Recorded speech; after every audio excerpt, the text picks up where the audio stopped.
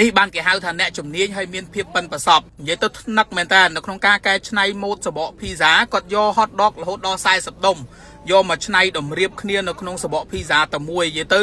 គ្រាន់តែមើលភីហ្សានេះគឺជ្រុងណាដុំណាមកដុំណាខំទៅគឺចំសិតតែ hot dog ទាំងអស់ហើយកាន់តែពិសេសទៀតនោះសម្រាប់ភីហ្សា hot dog ឈី40ដុំនេះគឺមានប្រភេទរសជាតិរហូតដល់3ជម្រើសឲ្យពុកម៉ែបងប្អូនមានអាសាច់មាន់ BBQ chicken មានអា tropical seafood មាន deluxe និយាយទៅ super deluxe អីហ្នឹងគឺពិសេសប្រចាំហាងនៅ The Pizza Company ហើយគាត់ច្នៃប្រឌិតសបកមួយនេះមកគឺតាក់ទាញម៉ួយខ្លាំងមែនតើ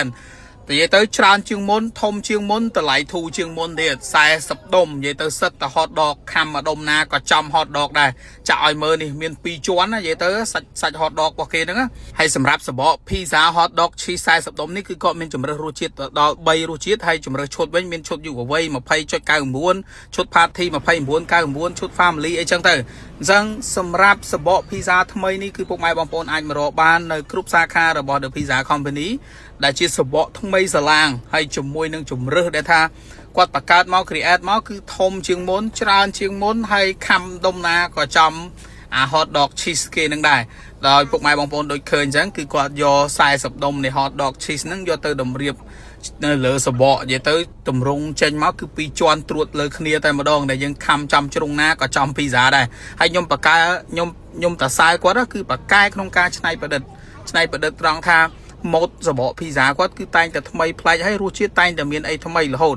នេះគឺគាត់ច្នៃប្រឌិតក្នុងការវិចគឺឃើញគេវិចសបកឡើងនិយាយទៅ cool មែនតើច្នៃប្រឌិតខ្លាំងណាមិនមែនលំទេណា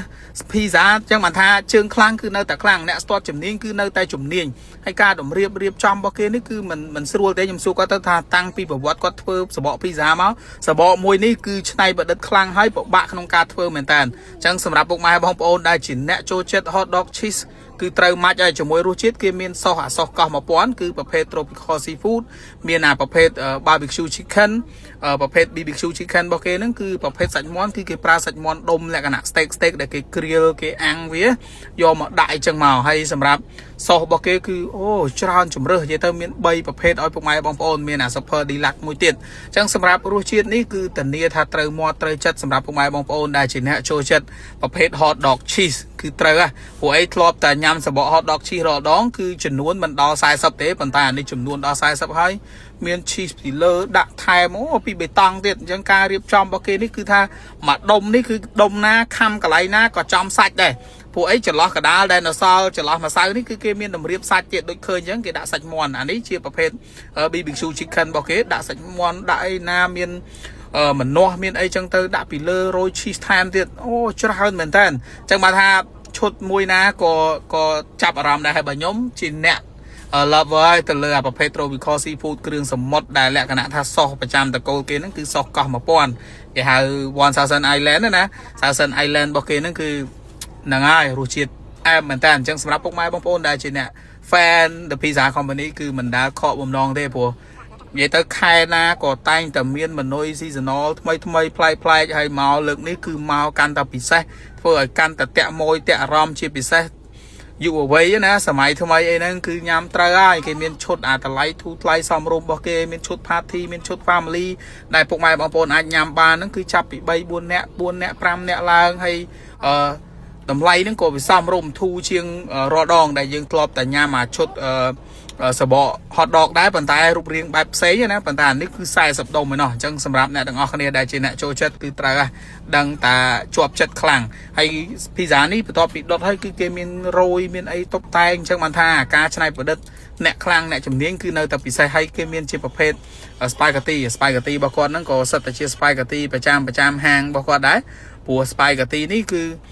ឈ្មោះ spaghetti Hawaii ដែល spaghetti Hawaii របស់គាត់ហ្នឹងគឺពុកម៉ែបងប្អូនអាចញ៉ាំជាលក្ខណៈជំរើសជាឈុតក៏បានហៅក្រៅក៏បានអីដែរដែលគាត់មានជាជំរើសជាច្រើនណាពុកម៉ែបងប្អូនហៅហើយគាត់ក៏មានជាប្រភេទសាឡាត់ជាប្រភេទសួនពងក្រួចរបស់គេមិននោះសាឡាត់អីគេរបស់នេះហើយនេះ pizza នេះពេលដែលទាញឡើងមកគឺទំនងដូចអ្នកទាំងអស់គ្នាឃើញអញ្ចឹងជួយចាប់អារម្មណ៍មែនតើអញ្ចឹង complex share វីដេអូនេះមិនសិនទៅដៃគូដែលធ្លាប់តែបបួលយើងទៅញ៉ាំ pizza ណាប្រាប់គាត់ទៅថាឥឡូវគេមានសបក pizza ថ្មីដែល អូសិតតែ cheese ដុំណាក៏ cheese ដែរអញ្ចឹង complex ទៅញ៉ាំជុំគ្រួសារជាមួយកូនជាមួយប៉ាម៉ាក់អីគឺត្រូវហើយសម្រាប់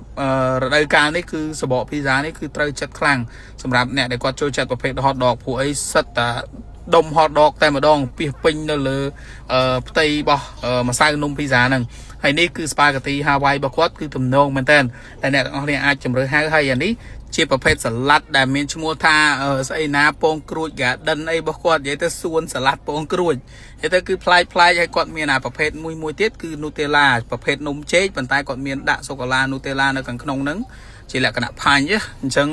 ទំនងមកប្លែកបើគាត់អញ្ចឹងការរៀបចំតុបតែងយើងហែកមកគឺមានសូកូឡាហូរមកប្រភេទ Nutella ហ្នឹងហើយនេះជាប្រភេទ Thai tea ដែលប្រភេទ Thai tea នេះគឺគេប្រើអាតែហ្នឹងជាដុំតកកព្រិលដូចព្រិលអញ្ចឹងហើយគេមានការ៉េមរសជាតិថ្មីដូចគ្នាអរគុណបាយបាយ